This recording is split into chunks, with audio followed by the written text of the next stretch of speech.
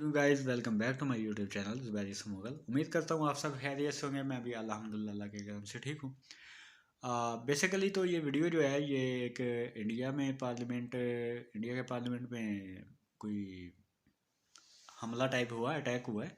तो वहाँ पे कुछ लोग घुसे हैं और अल्लाह के करम से, अल्लाह के फजल से कोई वहाँ पे जानी नुकसान नहीं हुआ। बहुत अच्छी बात है, शुक्र है अल्हम्दुलिल्लाह। कोई ऐसी वैसी बात नहीं हुई। खैर जैसे भी हैं, इंसान हैं सब। तो हमें तो इंसानियत की कदर करनी चाहिए।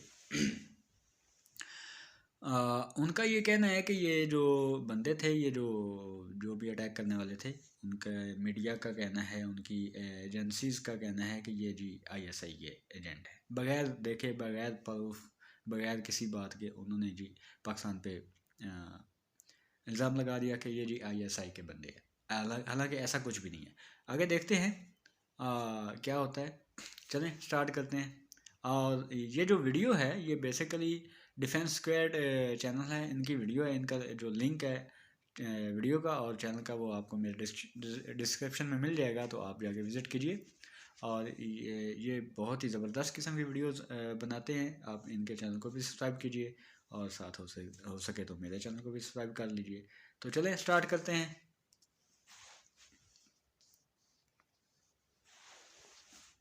जय हिंद डिफेंस लवर्स। आज की टॉप हेडलाइंस कुछ इस प्रकार है।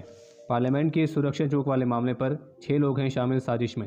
भारतीय विदेश अच्छा। मंत्रालय ने आर्टिकल 370 पर ओआईसी की स्टेटमेंट को किया खारिज। पाकिस्तानी एजेंसी को कॉन्फिडेंशियल डेटा लीक करने के मामले में गिरफ्तार किया एक व्यक्ति। रक्षा मंत्रालय ने आर्मी के लिए 6000 से अधिक पिनाका रॉकेट्स की खरीद को दी मंजूरी। और अपने मिलिट्री बेस पर हमले के बाद पाकिस्तान कर सकता है अफगानिस्तान में मिलिट्री एक्शन। अच्छा, तो ये टोटल न्यूज़ इनके चैनल पे होगी। चलें देखते हैं क्या सच है क्या झूठ है।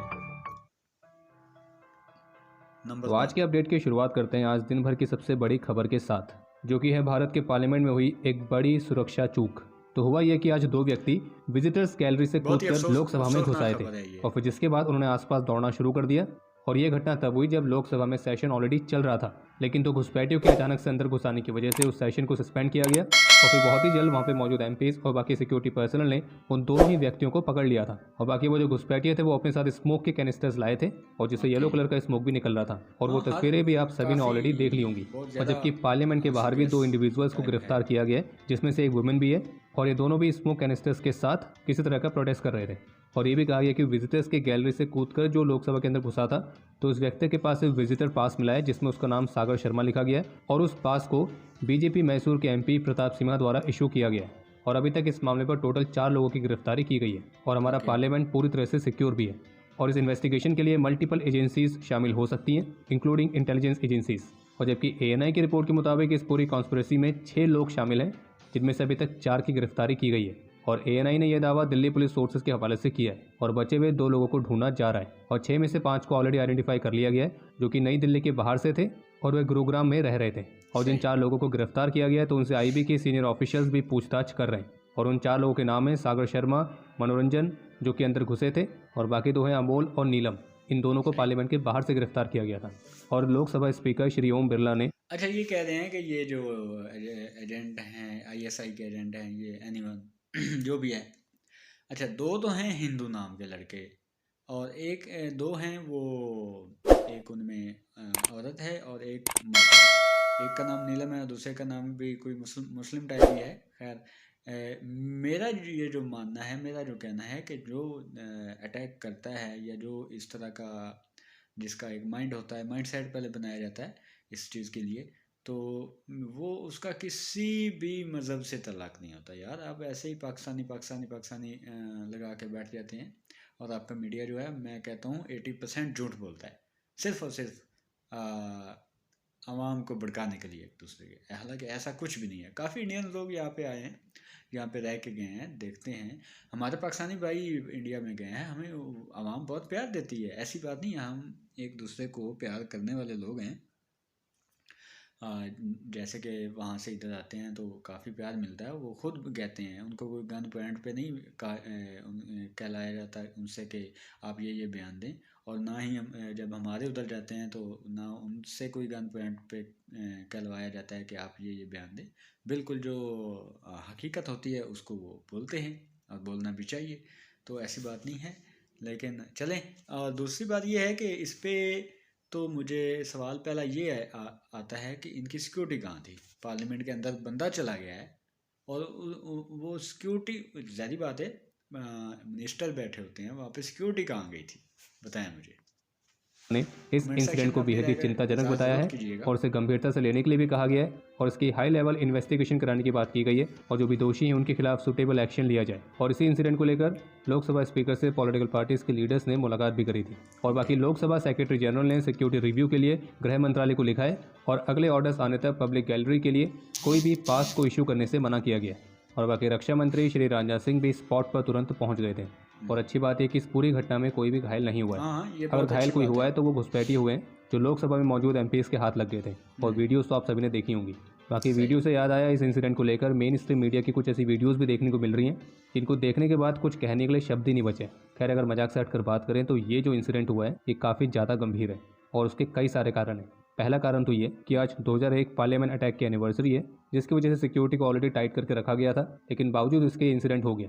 इसके अलावा भी कुछ ही दिनों आप पहले बताएं मुझे, अमेरिकी आप ही नागरिक बताएं खालिस्तानी आतंकी कि गुरपतवंत सिंह पन्नू ने अच्छा, इंडियन पार्लियामेंट पर 13 दिसंबर या उससे पहले हमला करने की धमकी भी दी थी। अब ये बंदा जो खालिस्तान की एक तहरीक का मेरे ख्याल में लीडर है, लीड कर रहा है, अब वो बंदा ये कह रहे हैं कि उस बंदे ने धमकी दी है और ये एक एनिवर्सरी टाइप इन्होंने कोई प्रोग्राम भी करना था कि 2001 में वो कह रहा है कि अटैक हुआ था पार्लियामेंट पे, इसी पे शायद। अब वो बंदा इसको पहले इनको वार्न कर रहा है कि मैं फिर से अटैक करवाऊंगा या करूंगा या एनीवन जो भी है। अच्छा, इनकी इनकी अक्ल, या मैं कहता हूँ इन लोगों को समझ नहीं आती, ये बेवकूफ़ हैं, पागल हैं, क्या हैं ये जो इंडिया की इंटेलिजेंस है कि वो एक बंदा वार्न कर रहा है, बता रहा है कि मैं अटैक करवाऊंगा और 13 और 14 दिसंबर के बीच किसी भी दिन करवा सकता हूँ। तो वो देखें, हो गया। सिक्योरिटी कहाँ गई है? आपकी सिक्योरिटी पे सवालिया निशान है यार। आप दूसरों को ऐसे ही इल्ज़ाम लगा रहे उसके हैं। बाद भी एक स्पेशल हाई अलर्ट जारी किया गया था, पर बावजूद उसके ये घटना हुई है। इतना ही नहीं बल्कि इसमें पार्लियामेंट में कसूर सेशन ऑलरेडी ठीक जारी है, था जिसकी वजह से वहाँ पे दुश्मन का अच्छे काम खासी है अपना सुरक्षा के काम इंतजाम करना, किए इसमें गए कसूर होंगे, तो लेकिन अपने बावजूद इंटेलिजेंस का इसके ये बनता है। घटना हुई है और ये एक इंटेलिजेंस और सिक्योरिटी फेलियर भी है। और चौंकाने वाली बात तो यह है कि वो व्यक्ति केवल अंदर घुसे ही नहीं है बल्कि वो अपने साथ कलर्ड स्मोक कैनिस्टर्स तक अंदर ले गए जो कि उन्होंने वहाँ जाके इतना चलाए कुछ भी। उन्होंने और जरा कर भी सोचिए लिया कि अगर अंदर, वो स्मोक कैनिस्टर और के आप बजाय लोग कह कुछ रहे हैं और कि ये एक्सप्लोजिव जी होता तो कितना फलां ने बड़ा करवाया, डिजास्टर फलां हो ने सकता करवाया। था। ऐसी तो ऐसी इसलिए इस बात पूरी नहीं है। घटना के लिए जो भी पहली तो जिम्मेदार हैं बात ये तो है कि उनके आप खिलाफ एक लोगों ने सख्त खुद की कार्रवाई न्याय की दी बहुत ज़रूरत है। इसमें आप महाराष्ट्र इंडियन एटीएस ने आवाम जो है गौरव उनको पाटिल भी नाम के सोचना एक समझना 23 चाहिए वर्षीय युवा कि को ठीक है गिरफ्तार यार, किया है दुश्मन जो जो कि भी सिविल होगा अप्रेंटिस उसमें के तौर पर दुश्मन की नेवल जगह डॉक में घुस के काम कोशिश करता था करनी होती है और इस उनको पर आरोप है नुकसान कि इसने पहुंचाने की। पाकिस्तानी एजेंसी के लेकिन साथ इसमें भारत सरकार की कोई सबसे ज़्यादा नुकसान कॉन्फिडेंशियल इन्फॉर्मेशन जो शेयर कसूर है करी। वो आपकी एटीएस के मुताबिक इंटेलिजेंस ये है। जो आरोपी है ये व्हाट्सएप और फेसबुक के माध्यम से Pakistan based intelligence operative agent के साथ टच में था और इस पूरे मामले पर 4 लोगों के खिलाफ एटीएस ने केस दर्ज कराए और जो बाकी 3 संदिग्ध हैं वो गौरव पाटिल के साथ कांटेक्ट में थे। यानी कि अभी ये एक तरह का हनी ट्रैप वाला मामला दिख रहा है और फिलहाल इस मामले पर अन्य जानकारी आनी बाकी है। बाकी इसके अलावा एक अपडेट ये है कि सुप्रीम कोर्ट के आर्टिकल 370 के पक्ष में लिए गए फैसले पर पाकिस्तान और चीन के बाद ऑर्गेनाइजेशन ऑफ इस्लामिक कॉपरेशन यानी कि OIC तो इनकी तरफ से भी प्रतिक्रिया देखने को मिली, जिसमें OIC के जनरल सेक्रेटरीट की तरफ से स्टेटमेंट जारी करके ये कहा गया था कि वे क्षेत्र की अंतर्राष्ट्रीय स्तर पर मान्यता प्राप्त विवादित स्थिति को बदलने के उद्देश्य से 5 अगस्त 2019 को उठाए गए सभी अवैध और एक तरफा उपायों को उलटने के अपने आह्वान को दोहराता है। यानी कि सीधे शब्दों में कहा जाए तो वो ये कह रहे हैं कि भारत ने जो आर्टिकल 370 को हटाने का फैसला लिया वो गलत था, वो एक तरफा था और उस फैसले को वापस लिया जाए। तो OIC की इस स्टेटमेंट को भारतीय विदेश मंत्रालय ने बिल्कुल खारिज कर दिया है और OIC की इस स्टेटमेंट को इल इन्फॉर्म और इल इंटेंडेड बताया, यानी कि गलत जानकारी और गलत इरादे वाली स्टेटमेंट है OIC की। और भारतीय विदेश मंत्रालय के प्रवक्ता का कहना है कि OIC की इस तरह की स्टेटमेंट केवल और केवल OIC की क्रेडिबिलिटी को ही कम करती है, क्योंकि जो OIC है ये उनके इशारे पर ऐसा करता है जो कि खुद ह्यूमन राइट्स का गंभीर रूप से उल्लंघन करते हैं और क्रॉस बॉर्डर टेररिज्म को प्रमोट करते हैं। और इसलिए OIC की इस तरह की हरकत और भी प्रश्न उठाती है और OIC के इस तरह के बयान उनकी क्रेडिबिलिटी को और कमज़ोर करते हैं।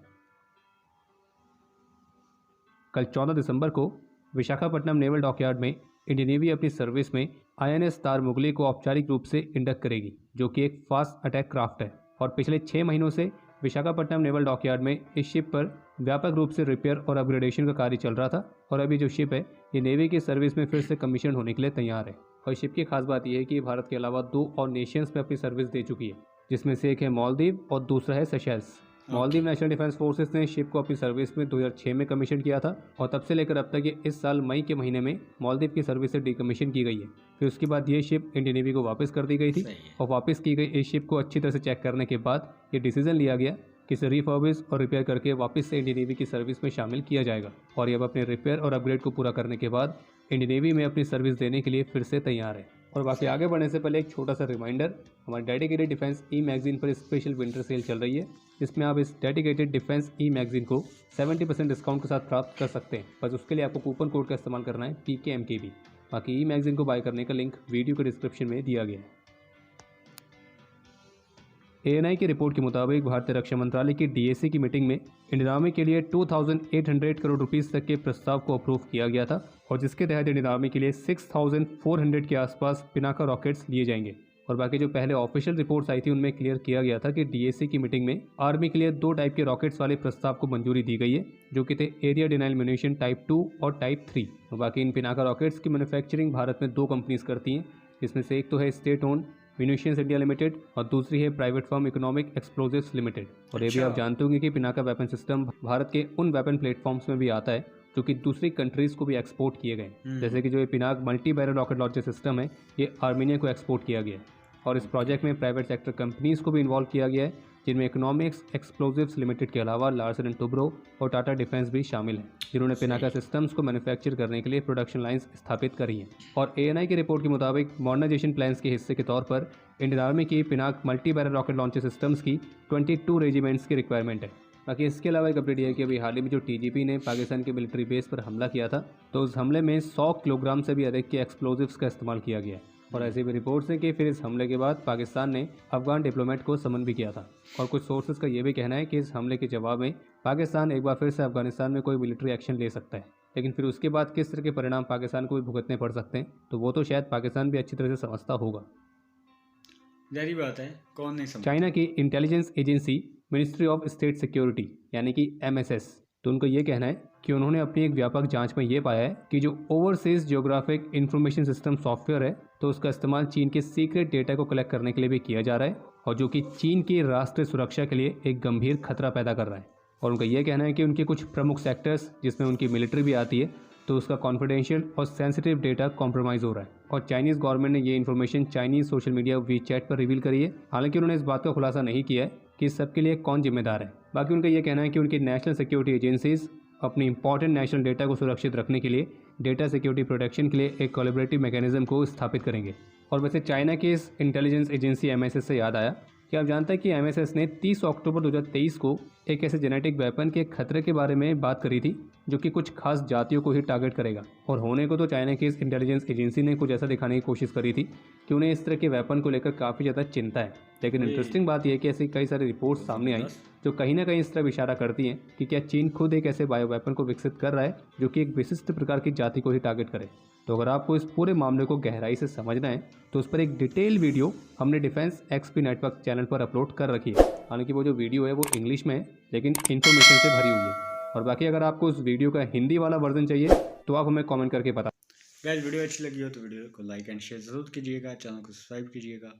तो आपको मेरे चैनल पे ऐसी वीडियोस मिलती रहेंगी अच्छी। तो